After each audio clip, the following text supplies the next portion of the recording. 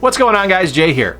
I love superheroes. I love superhero movies, I love superhero comics, and I love superhero games. In fact, one of the first videos I did on this channel I called Secret Origins, where I looked at some of my favorite superhero games that you might have missed out on. Today, we're going to take a look at 5 more superhero games and dive into Secret Origins Part 2. Now, I freely admit I'm not the biggest fan of The Incredible Hulk, but when it comes to games, Hulk Ultimate Destruction, which released in 2005, is probably the best of the bunch. Now, everyone knows the Jolly Green Giant here, right? Everyone knows The Incredible Hulk, debuted in 1962, one of Stan Lee and Jack Kirby's signature creations, a fantastic representation of Dr. Jekyll and Mr. Hyde in our modern mythology. But the game itself is so much fun. Like, this game is just all about wrecking stuff. You break everything. Everything in the environments is destructible. You're able to pick up nearly everything and use it as a weapon. As you go through, you collect different comic book covers that give you different bonuses, access to different background music, or unlockables, or new abilities as you play through. The game is just so much fun to play. Like, if you have ever just wanted to rage as the Hulk, and you have a classic system, this released on PS2, Xbox, and GameCube, if you have one of those systems and you just want to go and wreck shop as the Incredible Hulk, this is the game for you. Ultimate Destruction is one of the best representations of Hulk ever in any kind of interactive content. I would say it's actually probably the best version of Hulk that we've ever seen in a video game. Definitely check this game out. Now, if I was a betting man, I'd say that most of you heard of Lupon III either based on the original anime series that aired on Adult Swim, or from the movies like Castle of Cagliostro from the 80s that were just amazing. I mean, that was a Miyazaki movie. Everyone's seen it, right? But Lupon III actually started in 1967 as a manga from the artist Monkey Punch. And it's brilliant! And Lupin had a game that actually released in the States. Holy cow, right?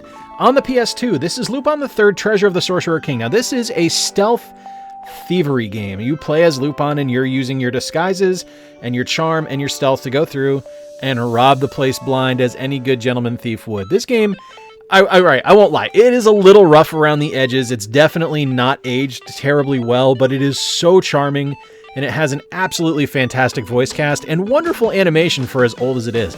I really love this game. It's a little bit silly, but when I look back at games that are just based on comics that are fantastic, this is one that springs to mind. I go back and play this every couple of years, and I do have a lot of fun with it. In brightest day, in blackest night, no evil shall escape my sight. Let those who worship evil's might beware my power. Green Lantern's light.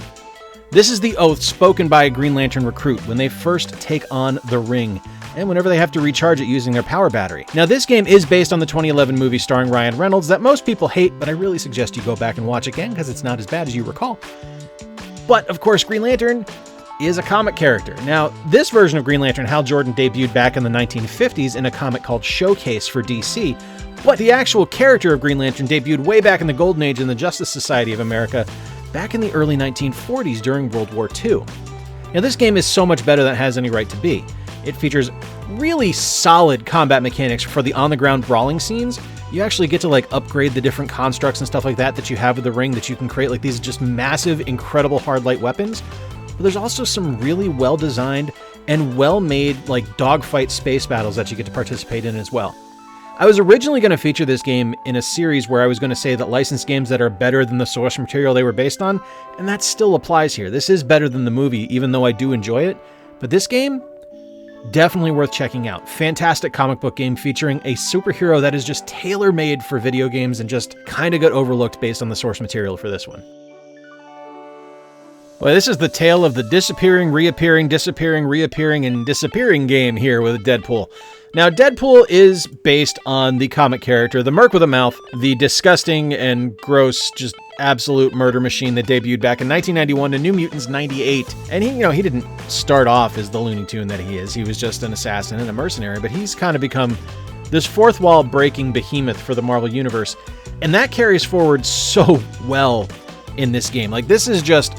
The fourth wall doesn't really exist. It kind of just falls to pieces. The game is basically Deadpool pitching that he should be in a video game, and then going through with how he's going to pull that off. Deadpool is voiced by industry veteran Nolan North, who you may know as both Nathan Drake as well as Tony Stark from Marvel's Avengers that just released from Square Enix this year.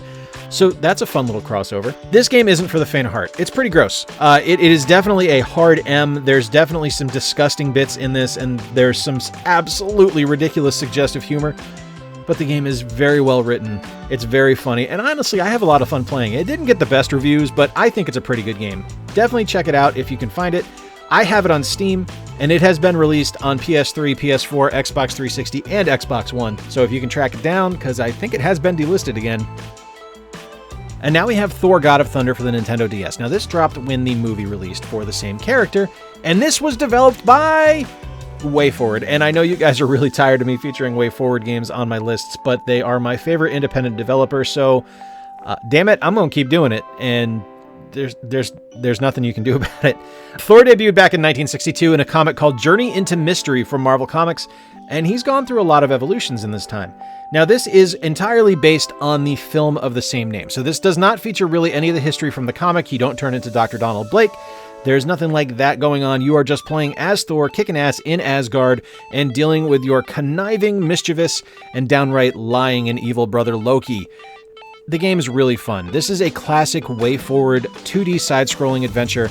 It's a platformer, and it's really great. The DS shines for this game. Having the two screens, and one of my favorite things about this game is knocking an enemy up into the air, hitting them up again, and then watching them go from the bottom screen up across the hinge and into the top screen, and you can just chase them up there and keep just beating the tar out of them with Mjolnir. This game's a lot of fun. It's so much better than it has any right to be, because the console version that released for the 360 and PS3 aren't great. They don't hold together very well, but this game, despite its age now being 10 years old, plays fantastically. All right, folks, there you have it. 5 more superhero games that you can pick up right now that are worth your time and effort and may have flown under the radar a little bit. Let me know what you think in the comments down below. In particular, I want to know what you think about Green Lantern Rise of the Guardians if you've played it, or Thor. Those are 2 very good games, especially the Thor for the DS. If you enjoyed today's video, please be sure to give it a thumbs up down below. Lets me know you enjoy the content I'm creating, and I will keep making content like that for you. And if you have not already done so, please be sure to subscribe down below, and be sure to ring the notification bell as well so you can stay up to date with everything I've got coming out. Until next time, guys, I have been Jay. I appreciate you spending a little bit of time with me as we look at 5 more superhero games that you might have missed. Until next time, remember to play more games, stay square, and take care. I'll talk to you soon.